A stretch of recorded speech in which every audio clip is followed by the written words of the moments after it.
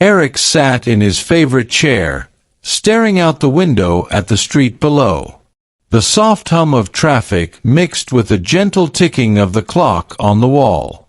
It was a familiar sound, one that used to make him feel calm.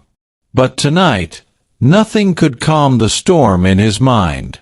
His thoughts kept circling around the same problem. Sarah. They had been engaged for almost a year now, and at first, it had been wonderful. They were in love, and the future seemed bright. They talked about everything, how they'd travel the world, buy a house, maybe even start a family.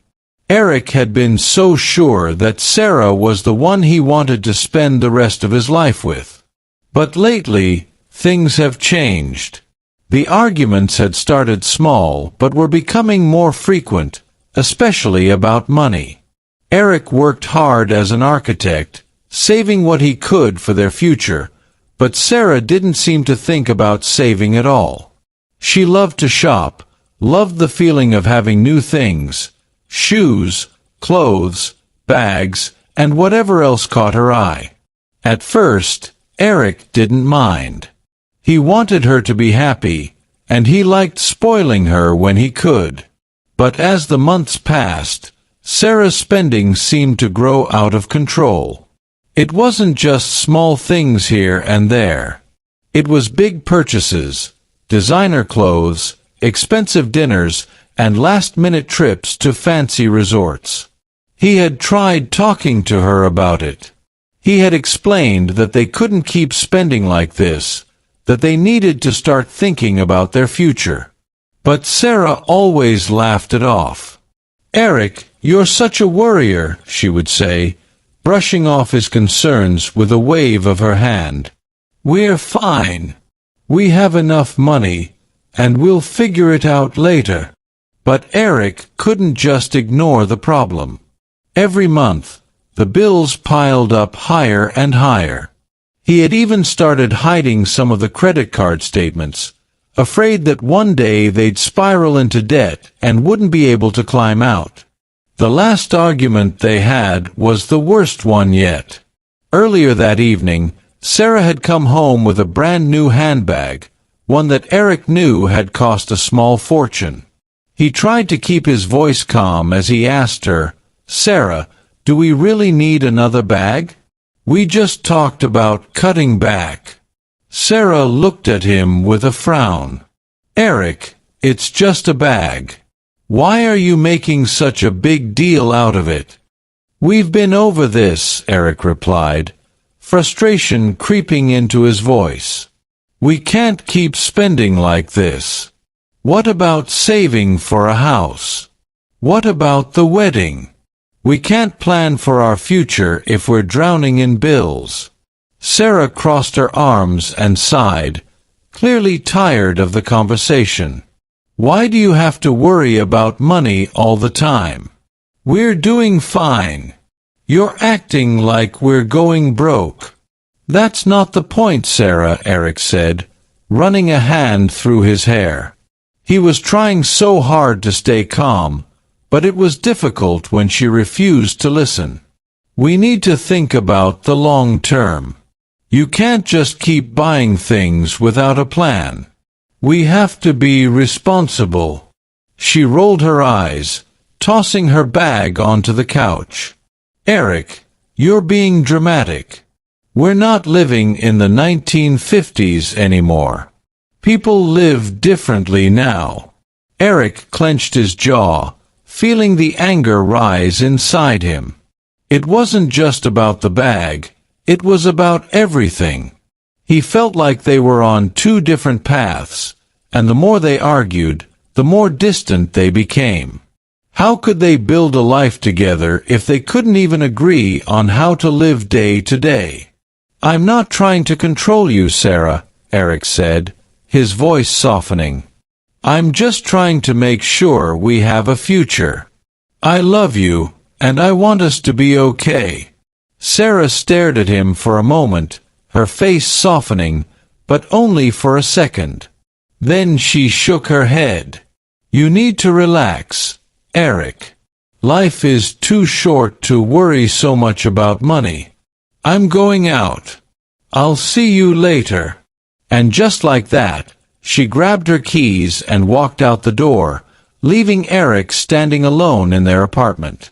The sound of the door closing echoed in the empty space, and Eric felt a deep sadness settle over him. He sat down in the chair by the window, the one he always sat in when he needed to think. But tonight, thinking didn't help.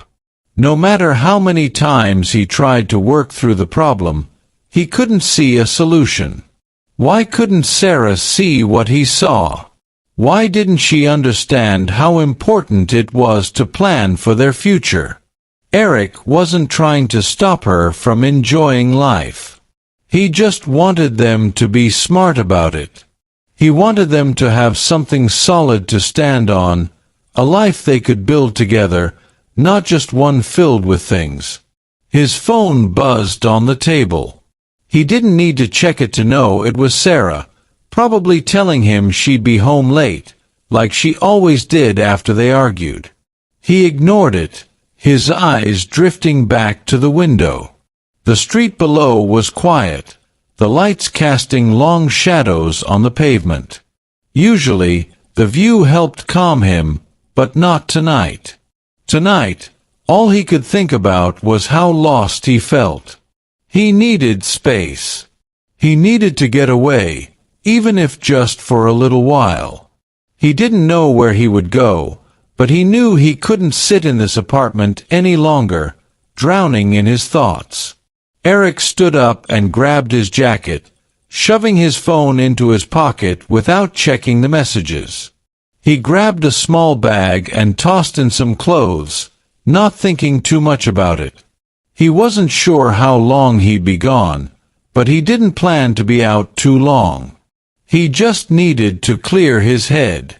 As he stepped out of the apartment and into the cool night air, a sense of relief washed over him. Maybe this was what he needed, a break from everything. A chance to breathe. Eric got into his car and started driving. The city lights faded behind him as he headed out toward the countryside. The roads were quieter here, and the stars were brighter. For a moment, it felt good to be away from the noise of the city, away from the weight of his problems.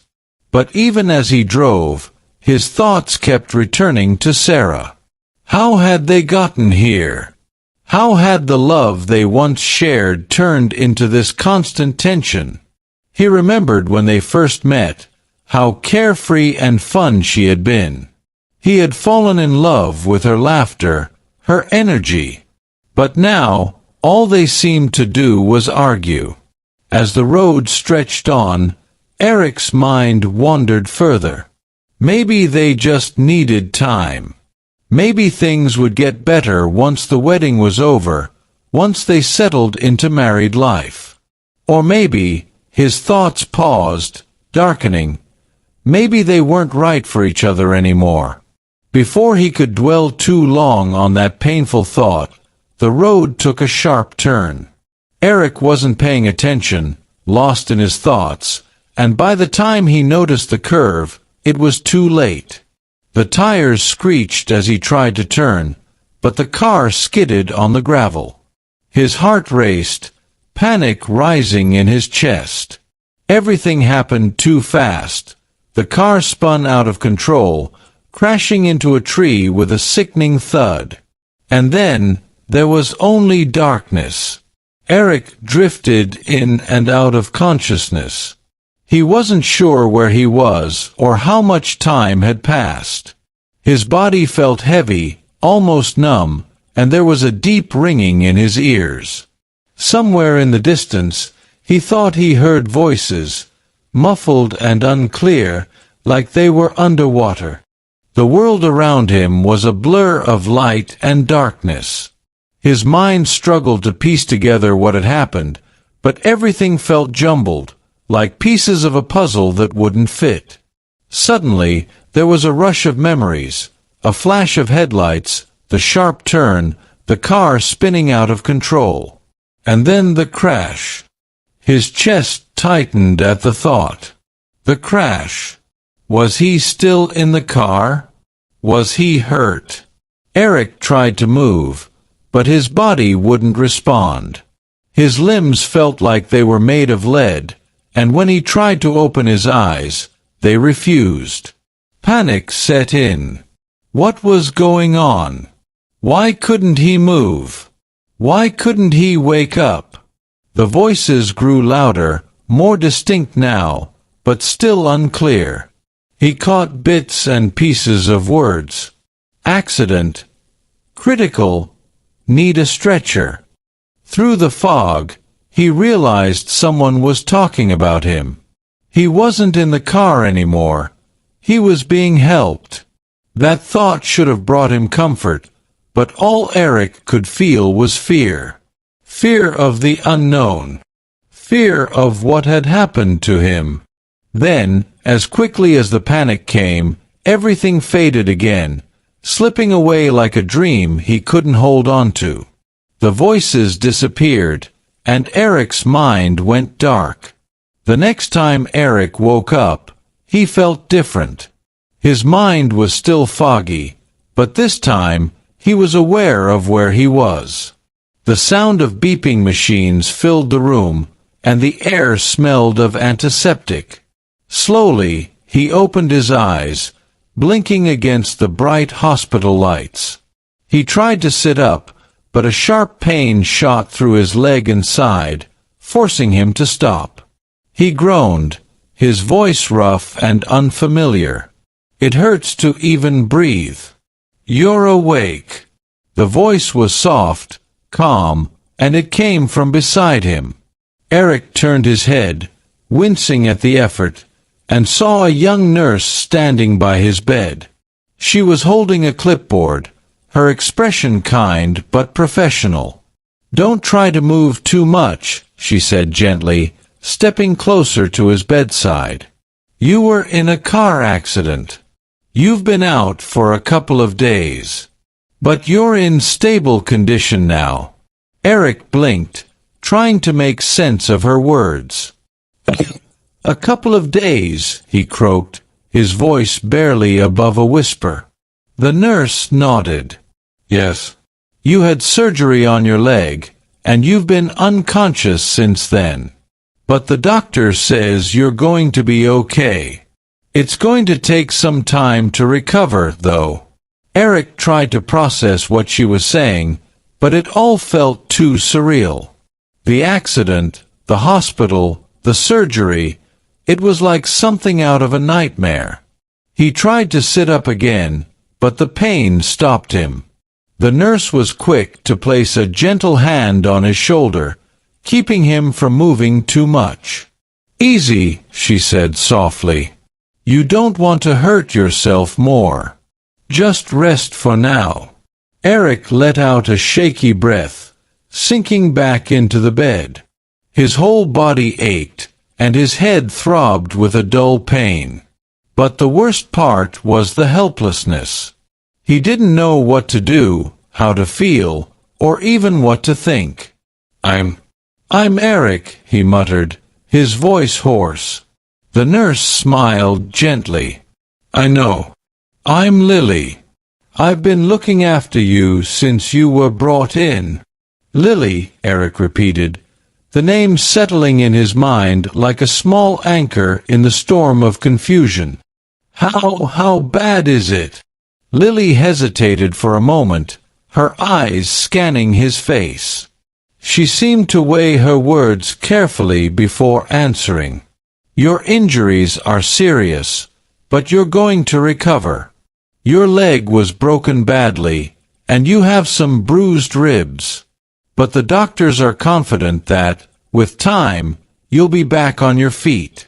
Eric nodded slowly, though the news didn't bring much comfort. He felt so far away from himself, like the person lying in this hospital bed wasn't really him. Was there anyone else involved? Eric asked suddenly, his voice filled with worry. Was anyone else hurt? Lily shook her head, her expression softening. "No, it was just you. The accident happened late at night, and luckily, no other cars were on the road. Someone passing by called for help when they saw your car." Eric exhaled, relieved to know that no one else had been hurt. But the relief was quickly replaced by guilt. How could he have let this happen? He should have been paying more attention, should have been more careful. Now, here he was, lying helpless in a hospital bed, unable to do anything but think about how he'd ended up here. Lily seemed to sense his unease. "Try not to think about it too much right now," she said softly. "Accidents happen, and it's not your fault. The most important thing is that you're here, and you're going to be okay." Eric wanted to believe her, but the weight of everything was too much. He didn't just feel broken physically. Something inside him felt broken, too. Lily gave him a gentle smile. "I'll check on you again in a little while. If you need anything, just press the call button, okay?" Eric nodded weakly, and Lily quietly left the room, leaving him alone with his thoughts. The beeping of the machines was the only sound now, steady and constant. He stared at the ceiling, trying to focus on something, anything, other than the pain. He thought about Sarah. Has anyone called her? Did she even know he was here? The thought of Sarah made his chest tighten, but not just because of the accident. Even before all of this, things hadn't been good between them. They'd argued so much in the past few months, mostly about money and her spending habits. He tried to be patient, but every argument left him feeling more and more drained. And now he wasn't sure how he felt. Would Sarah be worried? Would she come rushing to the hospital when she found out? Or would she just send a message, too busy with her own life to really care? Eric closed his eyes, trying to push the thoughts away. He was too tired to think about Sarah, too tired to think about anything. His body ached, his mind felt like it was spinning, and all he wanted to do was escape it all. Sleep came slowly, pulling him under like a wave. And for the first time since the accident, Eric allowed himself to let go, drifting back into the darkness where he didn't have to think or feel. The next morning, when Eric woke up, the pain was still there, but his mind felt clearer. He blinked at the sunlight streaming through the window, feeling more aware of his surroundings. His leg throbbed, and his ribs still ached, but at least he could think straight. A knock on the door brought him out of his thoughts. It was Lily again, her calm presence somehow comforting in the sterile hospital room. "How are you feeling today?" she asked, checking the machines next to his bed. "Sore," Eric admitted, his voice still hoarse. "But better, I guess." Lily smiled. "That's a good sign. The doctor will be by later to check on you, but for now, just take it easy. Recovery takes time." Eric nodded, though the idea of being stuck here for days, maybe weeks, made him feel restless. He hated feeling helpless, hated not knowing what came next. But as Lily moved around the room, taking notes on her clipboard and adjusting his blankets, Eric realized something. It wasn't just the hospital or the pain that bothered him. It was everything. The uncertainty, the questions he didn't have answers to, the feeling that his life had somehow spiraled out of control. And he wasn't sure how to fix it. The days in the hospital passed slowly for Eric. Every morning, he woke up to the rhythmic beeping of the machines and the soft shuffle of nurses moving in and out of the room. He was getting used to the routine, but that didn't make it any easier. His body ached all over. His leg was in a cast, and his ribs still burned with every deep breath. But the worst part wasn't the pain. It was waiting. Waiting for his body to heal, waiting for answers about his life, waiting for some clarity about what came next. His days blended together in a haze of medication, physical therapy, and restless thoughts. The only thing that seemed to break through the fog was Lily. Lily was different from the other nurses. She always smiled when she came into the room, and her presence brought a sense of calm that Eric hadn't realized he needed. She was patient, careful, and seemed to know just when to offer a comforting word and when to give him space. Every day, she would help him with small tasks, adjusting his pillows, bringing him water, or making sure he was comfortable before leaving the room. But it wasn't just the way she did her job that stood out to Eric. It was the way she treated him, like he wasn't just a patient. She saw him as a person. One morning, as Lily came in to check his vitals, Eric found himself studying her more closely. Her dark curls were tied back in a loose bun, and her scrubs were simple and practical, but her eyes were kind. There was something genuine in the way she moved, as if caring for others was just part of who she was. "How are you feeling today?" Lily asked, glancing up from the monitor. "Any better?" Eric sighed, shifting slightly in the bed. "I guess. Still sore, though." Lily nodded, her eyes soft with understanding. "That's to be expected. You've been through a lot. But you're healing. Just try to be patient with yourself." "Patience isn't really my thing," Eric admitted with a half-smile. "I've always been the kind of guy who likes to be in control. Lying here, not being able to do anything, it's driving me crazy."